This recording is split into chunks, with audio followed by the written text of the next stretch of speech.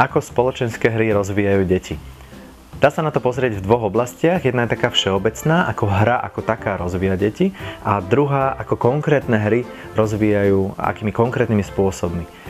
A tá prvá oblasť, tak tam je príprava, lebo väčšinou tú hru treba naozaj pripraviť, vyťahnuť komponenty, postarať sa o to, aby ste sa mohli zahrať.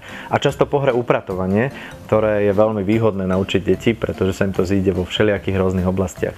Druhou vecou je samotné pravidlá. Každá hra má nejaké pravidlá a je výborné, keď sa deti učia, že veci majú hranice, že nejako fungujú a keď sa naučia, že podľa tých hraníc je dôležité a dobré sa aj správať, aj myslieť, aj konať v rámci nejakej schémy. A tou treťou vecou je prehra.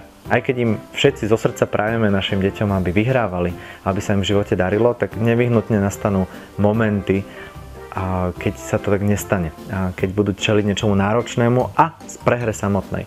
No a práve spoločenské hry, tam to zažijete dosť.